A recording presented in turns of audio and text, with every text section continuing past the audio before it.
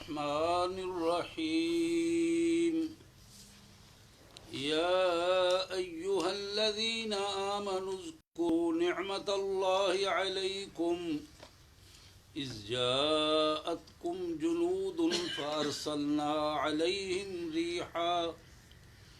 ريحا وجنودا لم تروها وكان الله بما تعملون بصيرا إذ جاءوكم من فوقكم ومن أسفل منكم وإذ زاغت الأبصار وبلغت القلوب الحناجر وتظنون بالله الظنون هنالك ابتلي المؤمنون وزلزلوا زلزالا شديدا وإذ يقول المنافقون والذين في قلوبهم مرض ما وعدنا الله ورسوله إلا غرورا آمنت بالله صدق الله العظيم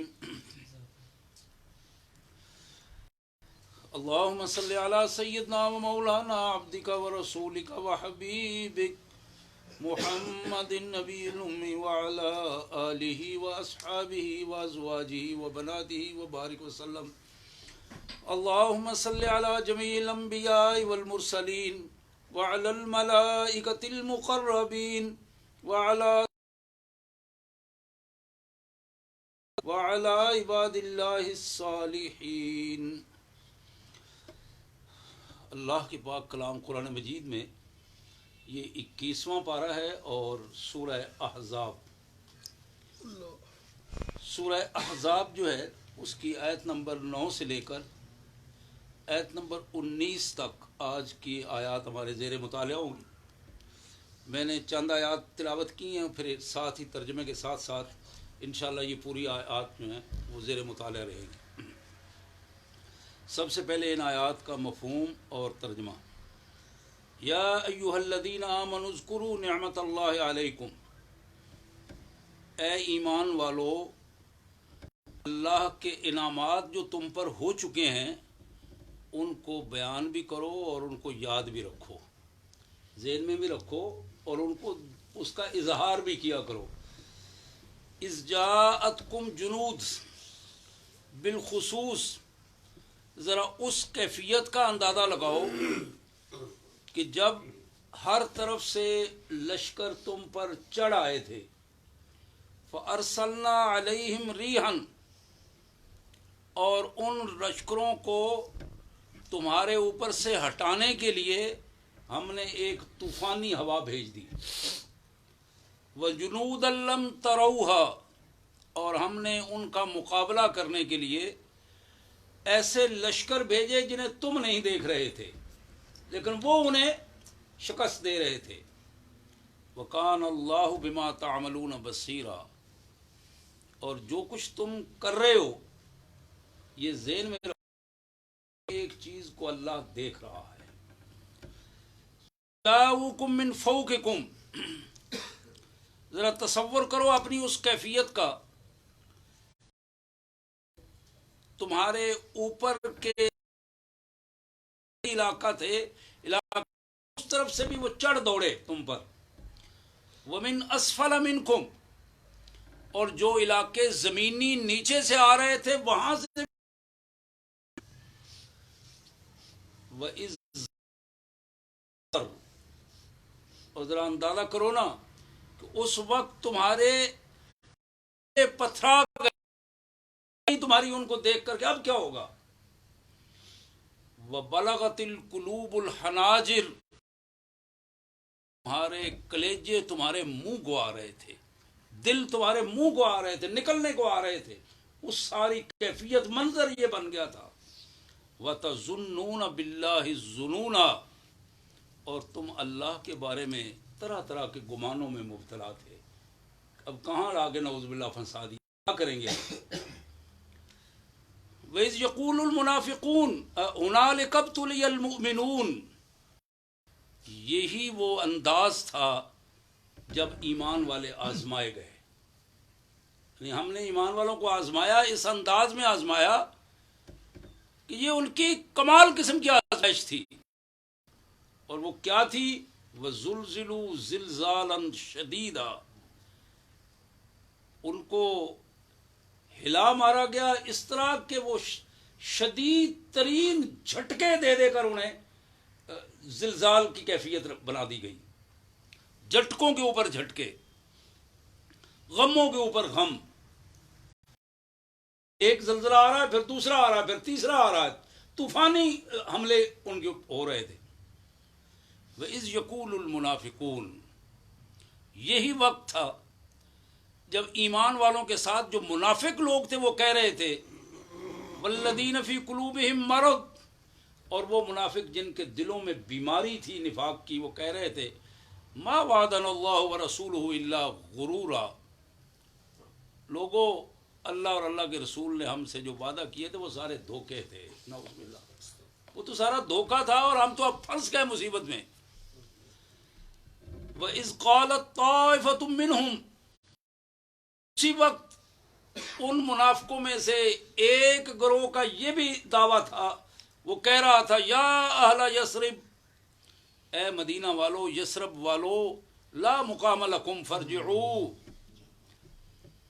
اب تمہاری کوئی جگہ بچنے کی نہیں ہے، کوئی جائے پناہ نہیں ہے تمہارے لیے، واپس اپنے اپنے گھروں کو لوٹ جاؤ، اب جو کچھ ہوگا وہ گھروں میں بیٹھ کر سہنا۔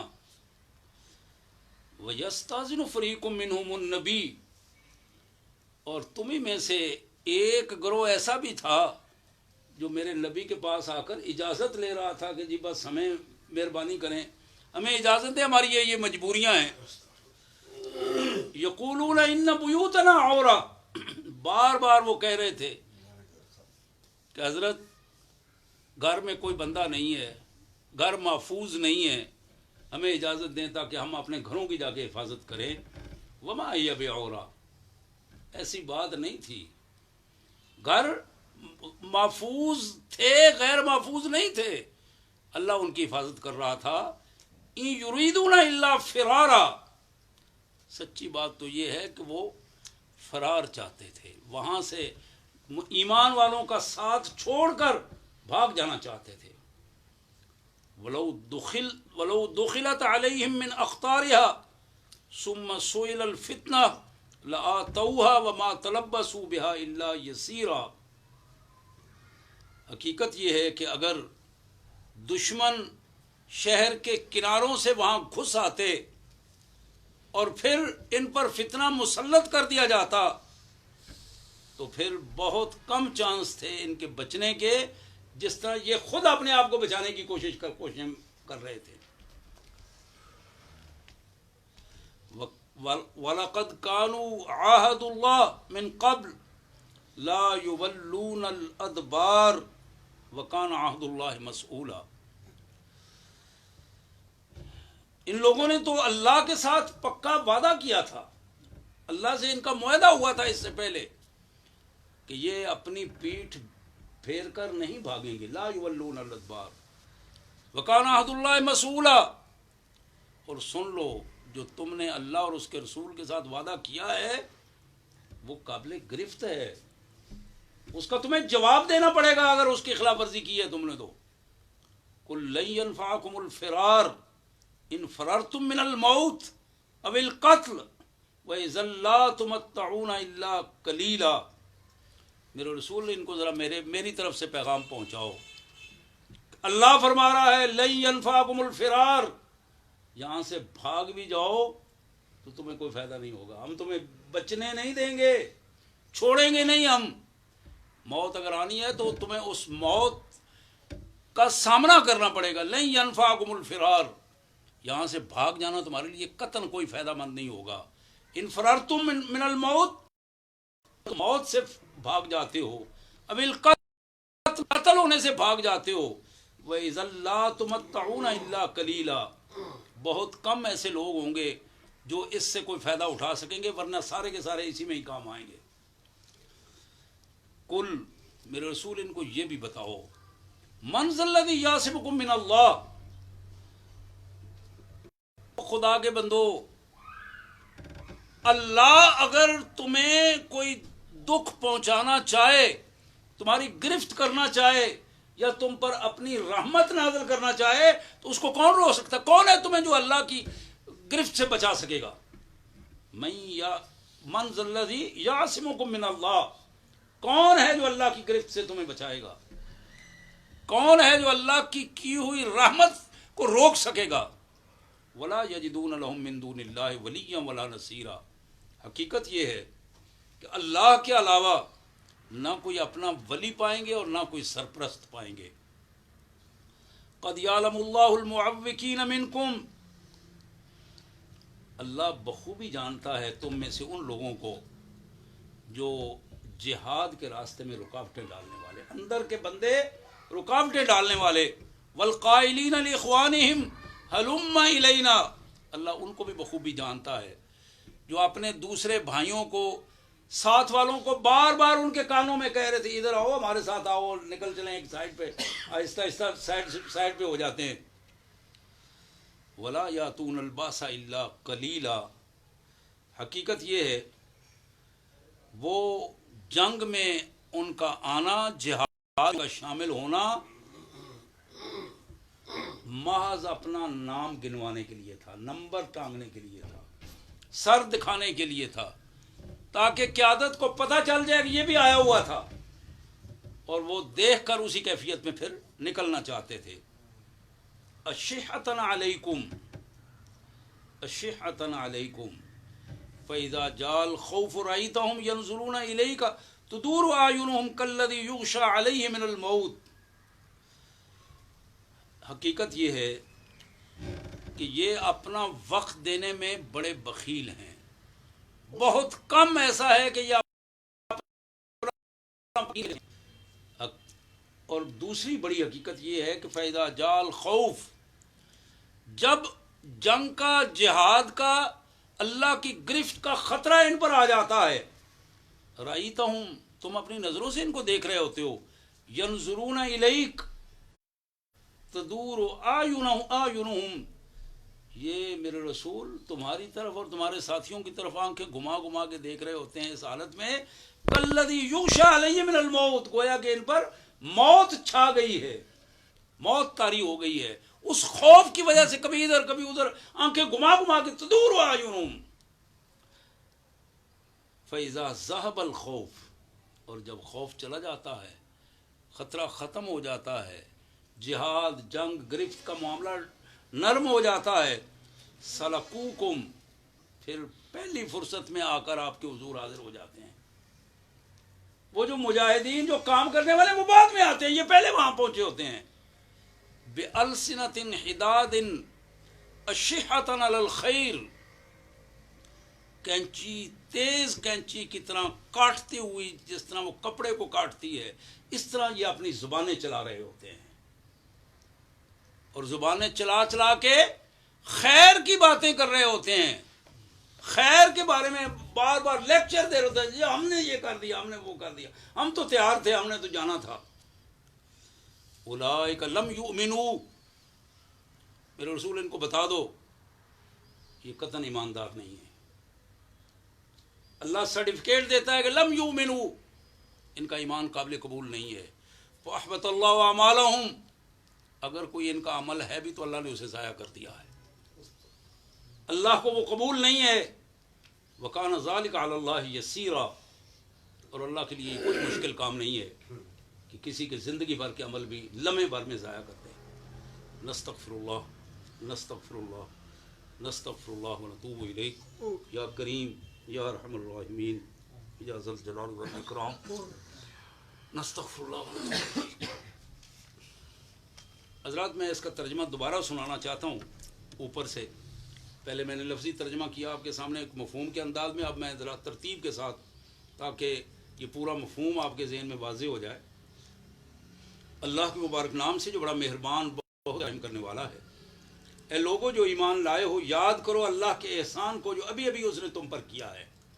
جب لشکر تم پر چڑھ آئے تو ہم نے ان پر ایک سخت آندھی بھیج دی اور ایسی فوجیں روانہ کی جو تم کو نظر نہ آتی تھیں۔ اللہ وہ سب کچھ دیکھ رہا تھا جو تم لوگ اس وقت کر رہے تھے۔ جب دشمن اوپر سے اور نیچے سے تم پر چڑھ آئے، جب خوف کے مارے آنکھیں پتھرا گئیں، کلیجے منہ کو آ گئے، اور تم لوگ اللہ کے بارے میں طرح طرح، اس وقت ایمان لانے والے خوب آئے گئے اور بری گئے۔ جب منافقین اور وہ لوگ جن کے دل صاف صاف کہہ رہے تھے کہ اللہ اور اس کے رسول نے جو وعدے ہم سے کیے تھے وہ فریب کے سوا کچھ نہ تھے، جب ان میں سے ایک گروہ نے کہا گیا یثرب کے لوگوں تمہارے لیے اب ٹھہرنے کا کوئی موقع نہیں ہے، پلٹ چلو، جب ان کا ایک فریق یہ کہہ کر نبی سے رخصت طلب کر رہا تھا کہ ہمارے گھر خطرے میں ہیں، حالانکہ وہ خطرے میں نہ تھے، دراصل واضح جنگ سے بھاگنا چاہتے تھے۔ اگر شہر کے اطراف سے دشمن گھس آئے ہوتے اور اس وقت انہیں فتنے کی طرف دعوت دی جاتی تو یہ اس میں جا پڑتے اور مشکل ہی سے انہیں شریک فتنہ ہونے میں کوئی تعامل ہوتا۔ ان لوگوں نے اس سے پہلے اللہ سے عہد کیا تھا کہ یہ پیٹھ نہ پھیریں گے، اور اللہ سے کیے ہوئے عہد کی باز پرس تو ہونی تھی۔ ان سے کہو اگر تم موت یا قتل سے بھاگو تو یہ بھاگنا تمہارے لیے کچھ بھی نفع بخش نہ ہوگا، اس کے بعد زندگی کے مزے لوٹنے کا تھوڑا ہی موقع تمہیں مل سکے گا۔ ان سے کہو کون ہے جو تمہیں اللہ سے بچا سکتا ہو اگر وہ تمہیں نقصان پہنچانا چاہے، اور کون اس کی رحمت کو روک سکتا ہے اگر وہ تم پر مہربانی کرنا چاہے۔ اللہ کے مقابلے میں تو یہ لوگ کوئی حامی و مددگار نہیں پا سکتے۔ اللہ تم میں سے ان لوگوں کو خوب جانتا ہے کہ ایمان نہیں لائے، اللہ نے ان کے سارے اعمال ضائع کر دیے، اور ایسا کرنا اللہ کے لیے سبحان اللہ و بحمدہ، سبحان اللہ العظیم و بحمدہ، نستغفر اللہ، یا کریم یا ارحم الراحمین یا ذی الجلال والاکرام۔ اللہ اکبر کبیرہ۔ حضرات، یہ آیات تھی سورہ احزاب کی، سورہ احزاب جو 21واں پارہ، اور سورہ احزاب کی یہ آیات ایک منظر ہمارے سامنے پیش کرتی ہیں، اور اتنا خوبصورت منظر شاید کائنات میں اس سے زیادہ ہولناک بھی، خوبصورت بھی، اور حقیقی طور پر غلبہ عملی بنیاد فراہم کرنے والا کوئی اور موقع شاید ہو۔ یہ وہ پس منظر جب پورے کے پورے کفار نے، کہ رہنے والے پورے کے پورے کفار نے، جس میں قریش مکہ بھی شامل تھے، دوسرے بڑے بڑے قبائل بھی شامل تھے، انہوں نے یہ بات طے کر دی کہ اب یہ بات طے ہے کہ ہم ہر قیمت پر مدینے کی اینٹ سے اینٹ بجا کر رکھ دیں گے۔ یہ بات طے کر کے اس طوائف الملوکی کے دور میں کہ جب انسانوں کا سر گننا بڑا مشکل تھا، بڑے کم لوگ جمع ہوا کرتے تھے، 10,000 کا لشکر لے کر وہ وہاں پہنچے۔ اس سے پہلے آپ کے علم میں ہے کہ غزوہ احد میں مسلمان 700 تھے اور کفار 3,000 تھے۔ اس سے پہلے آپ کے علم میں ہے کہ غزوہ بدر میں مسلمان 313 کے قریب تھے اور کافر جو ہے وہ 1000 کے قریب تھے۔ یہ بڑے بڑے مارکے ہو چکے تھے، لیکن اب وہ اس کے بعد کوئی ایسا مارکہ کرنا چاہتے تھے کہ جس کے بعد پھر وہ معاملہ ان کے ذہن میں تھا کہ اب ختم ہو جائے، ہمیں پھر ادھر نہ آنا پڑے۔ اپنی ایسی حکومت قائم کرنا چاہتے تھے کہ ان کے نظریے کے خلاف کوئی اٹھنے نہ پائے، اور یہ سوچ ہر اس فرد کی ہوتی ہے جو کسی بھی حکومت کو چلا رہا ہوتا ہے، کہ وہ اپنے مخالفین کے لیے جتنی درزیں ہیں، جتنے دراڑیں ہیں اور جتنے سوراخ ہیں وہ بند کرنے کی کوشش کرتا ہے، اور اس کے ذہن میں یہ بات ہوتی ہے کہ یہاں سے کوئی کنکر میری طرف اگر آئے گا تو میرے اس نظام کو خراب کرے گا، اس لیے میں ان کنکر آنے کی جگہ کو میں بند کر دوں۔ اور اس کا نتیجہ کیا نکلتا ہے؟ یہ جو خود مختار بننا چاہتا ہے، پورے اختیارات لینا چاہتا ہے، اس خود مختار بننے کی سوچ نے اور پورے اختیارات اکٹھے کرنے کی سوچ نے اس شخص کو اتنا ڈکٹیٹر بنا دیا ہے کہ وہ فرعون کی صورت میں ہو یا نمرود کی صورت میں ہو یا مختلف تاریخ کی قومیں کسی بھی سطح پر، یا پھر ابو سفیان کی صورت میں قریش مکہ کی قیادت کرتے ہوئے وہ اس انداز میں سامنے آئے. ان حالات میں میرے پیارے آقا صلی اللہ علیہ وسلم نے اپنے ساتھیوں کی ایک مشاورت کا اجلاس بلایا. اب وہ مدینہ طیبہ کے رہنے والے لوگ انصار بھی اس میں موجود تھے، آپ کے ساتھی مہاجرین بھی اس میں موجود تھے، اور اس میں باہر سے آئے ہوئے لوگ جناب سلمان فارسی بھی موجود تھے اور صہیب بھی موجود تھے. یعنی دوسرے لفظوں میں یہ ایک ایسا انٹرنیشنل اجلاس تھا کہ اس خطہ سرزمین جہاں اللہ کا نظام پنپنے والا تھا اور وہ اس نے مرکز بننا تھا پوری دنیا کا، اس کو بچانے کی فکر کرنے کے لیے ایک مشاورتی اجلاس ہوا. اس مشاورتی اجلاس میں رسول اللہ صلی اللہ علیہ وسلم نے پورے کا پورا ایجنڈا ان کے سامنے یک. اب بتاؤ کیا حال ہے، پورا کفر ہمیں چل دوڑا ہے، اس کا کیا حل کیا جائے؟ مختلف لوگوں نے مختلف رائے دی. جناب سلمان فارسی رضی اللہ تعالیٰ عنہ نے اپنی رائے جو دی اس پر فیصلہ ہو گیا، اور وہ رائے کیا تھی کہ ہم مدینے کے ایک طرف چونکہ باغات ہیں اور ان باغات سے آنے کا راستہ کوئی نہیں ہے، اس کا کیا جائے، اور وہاں جو یہودی قبیلہ موجود ہے اس کو اس کی ذمہ داری دی جائے، وہ ہمارا حلیف ہے، حفاظت کی ذمہ داری اس کو دی جائے، اس لیے کہ اس کے ساتھ ہمارا معاہدہ ہے. اور جو باقی 3 حصے بچتے ہیں اس کو طرف خندق کھود دی جائے تاکہ دشمن پہلی فرصت میں اندر نہ آ سکے. اب یہ خندق کھودنی سی اس کیفیت میں کہ جانور پر بیٹھا ہوا بڑے سے بڑا شاطر بھی اگر ایڑی لگائے تو اونٹ یا گھوڑا جو ہے وہ پھلانگ کر دوسری طرف نہ جا سکے، اور وہ گہری اتنی ہو کہ اگر وہ پھلانگنے کی کوشش کرے اور اس میں گر جائے تو اپنے آپ باہر نہ نکل سکے. یہ 2 پہلو جو ہے وہ سامنے تھے. جناب سلمان فارسی رضی اللہ تعالیٰ عنہ عرض کی کہ حضور ہم ایران میں بڑی بڑی جنگوں میں اس خندق کے حوالے سے بہت سارے معاملات جو ہے وہ حل کر لیتے تھے، اور دشمن کو روکنے میں یہ بڑی معاونت والی چیز تھی. آپ کے علم میں ہے، یہ کئی دفعہ آپ نے سنا اور پڑھا ہوگا کہ کئی دن مسلسل خندق کھودنے میں لگے، اور راتیں بھی اور دن بھی. اور یہی وہ موقع تھا کہ جب صحابہ کرام نے رسول اللہ صلی اللہ علیہ وسلم کے حضور یہ عرض کی کہ بھوک سے نڈھال ہیں، ادھر لگے ہوئے ہیں، کاروبار ختم ہو گئے ہیں، اب پیٹ پہ پتھر باندھے ہوئے ہیں، چیز کوئی نہیں ہے. تو تاریخ نے اس کو سنبھال کے رکھا ہے کہ جب قائد محترم نے اپنے پیٹ سے کپڑا ہٹایا تو وہاں 2 پتھر بندھے ہوئے تھے، اور وہ ان سے زیادہ محنت کر رہے تھے، زیادہ ایکٹیو ہو کے لگے ہوئے تھے. یہی وہ موقع تھا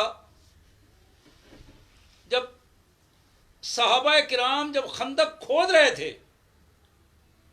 تو پھر وہ اشعار پڑھ رہے تھے، نحن الذین بایعوا محمدا علی الجہاد ما بقینا ابدا.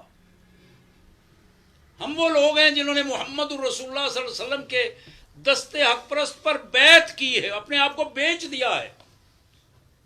نحن الذین بایعوا محمد، ہم نے بیعت کی ہے محمد الرسول اللہ کی، یعنی بیچا ہے ہم نے آپ کو آپ کے ہاتھ پر. اور اس میں ایک ہی چیز طے ہوئی ہے، علی الجہاد ما بقینا ابدا، ہماری زندگی کے جتنے لمحے باقی ہیں وہ اللہ کے رسول کے حکم پر جہاد میں گزار دیں گے. اب ذرا غور کیجئے کس مرحلے پر یہ اشعار پڑھے جا رہے ہیں. اس مرحلے پر کہ جب پیٹوں پہ پتھر بندھے ہوئے ہیں، اس مرحلے پر جب خندقیں کھودی جا رہی ہیں، اور اس مرحلے پر جب جان کے لالے پڑے ہوئے اور قرآن یہ کہتا ہے کہ تمہارے کلیجے منہ کو آ رہے تھے، آنکھیں پتھرا چکی تھی. ان حالات میں محمد کریم صلی اللہ علیہ وسلم کو بتایا گیا کہ حضور یہ ایک پتھر ہے، یہ ٹوٹ نہیں رہا. آپ نے اس فرمایا کہ یہ کدال مجھے دو. گینتی آپ نے جب پکڑی اور اللہ کا نام لے کر اس پہ جب ماری تو اس میں چنگاڑی ابھری. وہ چنگاری جو ابری، اب ظاہر پتھر پہ لوہا مارا جائے تو بعض اوقات چنگاریاں ابھرتی. آپ نے فرمایا کہ میرے صحابہ یہ آپ کے لیے خوشخبری ہے، میرے اللہ نے یہ چنگاری میں یہ خوشخبری دی ہے مجھے کہ آج روم کے محلات اللہ نے آپ کے قبضے میں دے دیے ہیں. پھر دوبارہ آپ نے کدال ماری اور پھر اس سے چنگاریاں ابری تو آپ نے فرمایا کہ اللہ نے ایران تمہارے لیے فتح کر دیا. اب ذرا غور کیجئے حالات کیا ہیں. روٹی کھانے کو نہیں مل رہی، چند لوگ ساتھ ہیں، گھر محفوظ بظاہر حالات ہیں، دنیا ان کو مارنے کے لیے اکٹھی ہو کے سارا پوری قوت لگا کے ختم کرنے کے لیے آئی ہے. اور وہاں خوشخبری یہ دی جا رہی ہے کہ تم ایران اور روم دنیا کی سپر پاوروں کو فتح کر لو گے. اور سننے جس کہنے والوں کو یقین تھا اسی طرح ایمان والے صحابہ کرام میں ایک بھی ایسا نہیں تھا جو سچا ایماندار ہو اور اس نے یہ کہا ہو کہ نعوذ باللہ حضور صلی اللہ علیہ وسلم آپ یہ کیسی باتیں کر رہے ہیں، روٹی تو آپ دے نہیں سکتے اور اب یہ ہمیں فتح کی خوشخبریاں آپ سنا رہے ہیں. ان حالات میں جب حالات بہت زیادہ دگرگوں ہو گئے اور رات کے وقت ایک صحابی، غالباً ان کا نام نعیم بن مسعود تھا،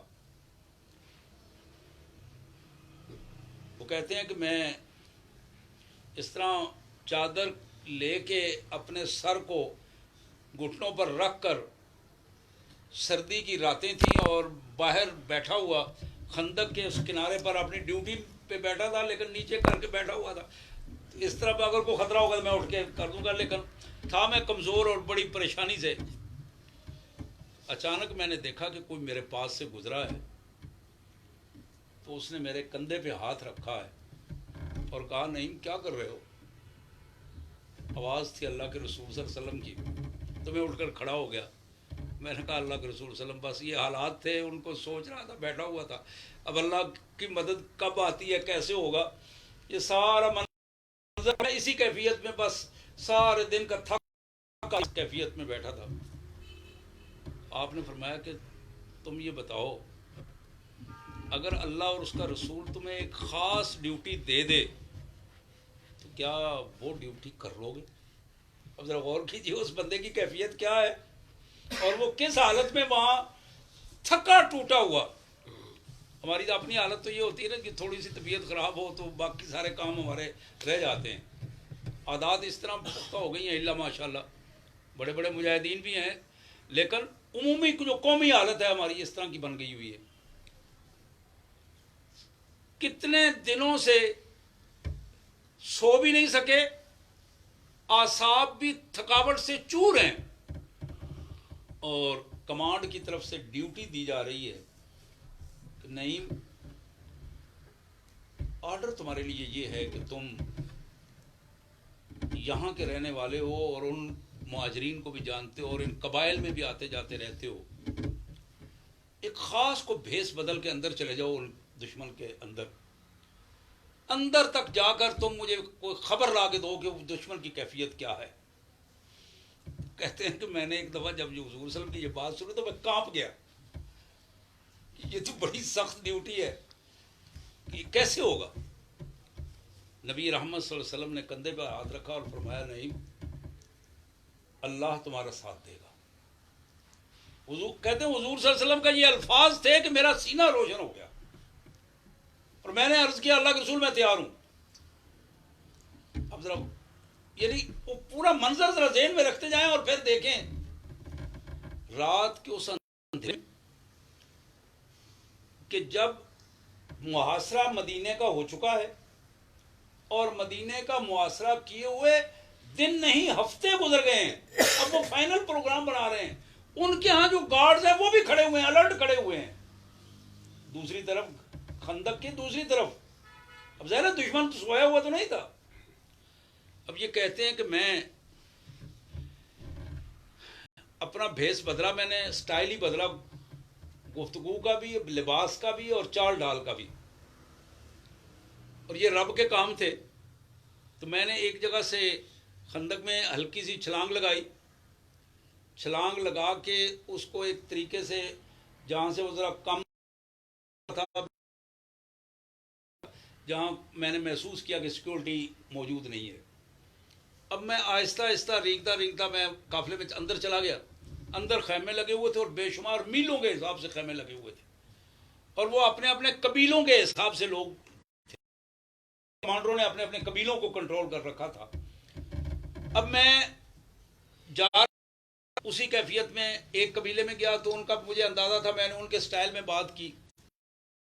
انہوں نے کہا، ایک میرے ساتھ ہی ایک تھا، اس نے کہا کہ اب کیا بنے گا؟ تو میں نے اسے کہا یار اب کیا بنے گا، اب یہ ابھی موسم بھی خراب ہو گیا ہے، بارش بھی ہونے والی ہے، سخت طوفان بھی آ رہے ہیں، اب یہاں لڑ کے کیا کریں گے ہم؟ مسلمانوں کو اللہ غارت کرے، انہوں نے ہمیں تباہ کر دیا ہے.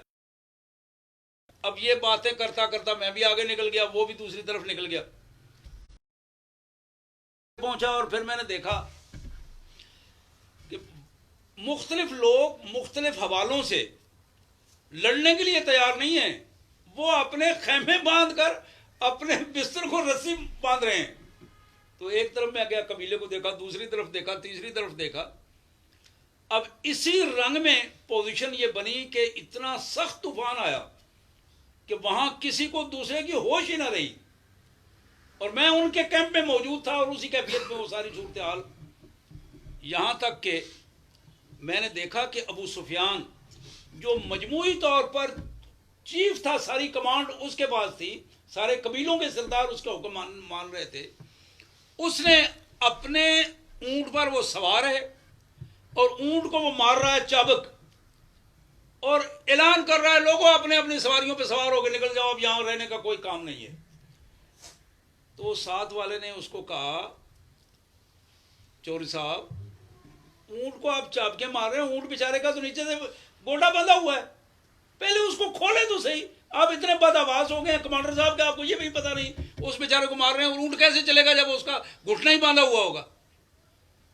تو اس نے کہا اوہو میں تو پاگل ہو گیا ہوں، ان مسلمانوں نے مجھے پاگل کر دیا ہے، فلاں ہو یہ وہ ادھر کہانیاں سنا رہے تھے.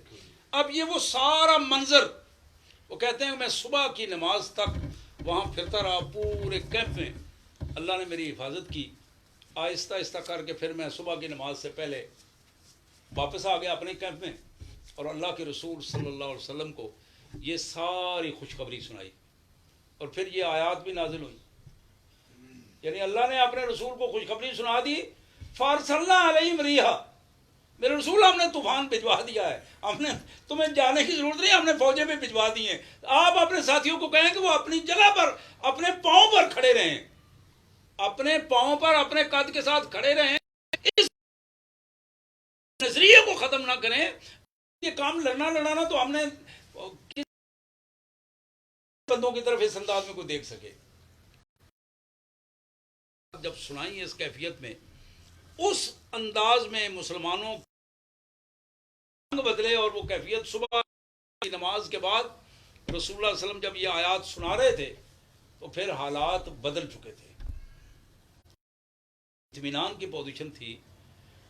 اور پھر اللہ کے نبی صلی اللہ علیہ وسلم نے، آپ کے یہ بھی علم میں ہوگا، یہ آخری بات میں کر رہا ہوں، کہ رسول اللہ علیہ وسلم نے اگلے دن جب وہ سارا سمیٹا، سارا سامان سمیٹ کے جو ان کا بچا بچایا تھا، تو پھر اپنی پوری فوج کو پھر اکٹھا کیا جو ہفتوں سے نہیں سوئے تھے. ان کو کہا کہ ابھی آپ کا کام ختم نہیں ہوا. اب وہ لوگ پریشان تھے کہ اللہ کے رسول صلی اللہ علیہ وسلم، آپ نے فرمایا کہ یہ کام ابھی ختم نہیں ہوا، ابھی مہم باقی ہے.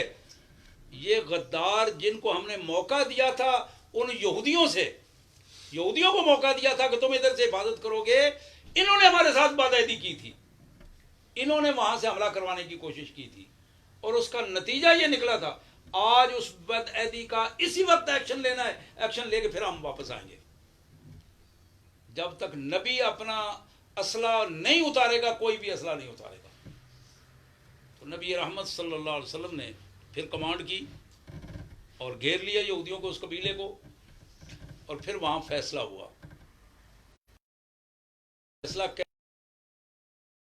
وہاں بیٹھے، اگلے دن بیٹھے جب، تو رسول اللہ صلی اللہ علیہ وسلم نے فرمایا کہ ہاں بھائی، انہوں نے تسلیم کیا جی ہم نے یہ کیا ہے.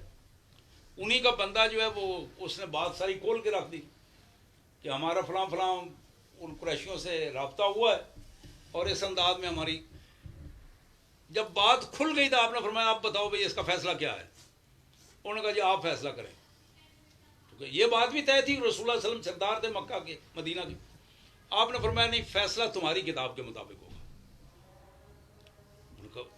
اب عام آدمی تو خوش ہو گئے، لیکن جن کو کتاب کا پتا تھا ان کے اندر وہ خون پڑنا شروع ہو گیا کہ اگر فیصلہ ہماری کتاب کے مطابق ہوا تو ہم تباہ ہو جائیں گے. آپ نے فرمایا لاؤ بھی اپنی کتاب لاؤ، تورات لاؤ. اب تورات لائی گئی. وہ ان کے بڑے بڑے پادری بیٹھے ہوئے تھے ربی. اب وہ رسول اللہ صلی اللہ علیہ وسلم نے فرمایا کہ ہاں بھی وہ نکالو فیصلہ اپنا. تورات نکال کے نا اس طرح ہاتھ رکھا ہوا انہوں نے، جہاں فیصلہ لکھا ہوا تھا وہاں ہاتھ رکھ کے اوپر والی آیت پڑھ رہے ہیں، کبھی نیچے والی پڑھ رہے ہیں. حضور صلی اللہ علیہ وسلم دیکھ کر مسکرا رہے ہیں اور ان کو کہہ رہے ہیں کہ صحیح پڑھو، پورا پڑھو. وہ کہتے ہیں جی یہی لکھا ہوا ہے، بس اس کو ڈراؤ دھمکاؤ اور چھوڑ دو. آپ نے وہاں عبداللہ بن سلام بیٹھے تھے جو ان کے بہت بڑے یہودی عالم تھے جن کو وہ بڑا مانا کرتے تھے کسی دور میں. عبداللہ بن سلام نے کہا اللہ کے رسول صلی اللہ علیہ وسلم اگر اجازت ہو تو میں ان سے بات کروں. اور کہا یہ ہاتھ اٹھاؤ ذرا. ہاتھ اٹھا دیا اس نے. انہوں نے کہا کہ آپ، عبارت میں یہ تھا کہ جتنے جنگ کے قابل لوگ ہیں سب کو بدعہدی کی وجہ سے کر دیا جائے، ختم کر دیا جائے. ان کی خواتین کو بنا دیا جائے گا، ان کے بوڑھوں کو اور ان کے بچوں کو غلامی کی صورت دے دی جائے گی. فیصلہ ان کا ان کے نام تھا اور یہ فیصلہ ہوا. اور پھر بنو نذیر کے وہ باغات، ان کی زمینیں اور ان کے سارے جو وسائل تھے وہ بھی اللہ نے مسلمانوں کے قبضے میں دیے. اور جو مسلسل وہاں خطرہ تھا اس خطرے سے ان کی بھی جان چھڑا دی اور وہ وہاں سے نکل کھڑے ہوئے. حضرات، آخری بات اس حوالے سے، اس پوری گفتگو کا اگر ہم خلاصہ نکالیں، خلاصہ یہ ہے، عصر حاضر ملک الموت ہے، قبض کی روح تیری دے کے تجھے فکر معاش. دل لرزتا ہے حریفانہ کشاکش سے تیرا، زندگی موت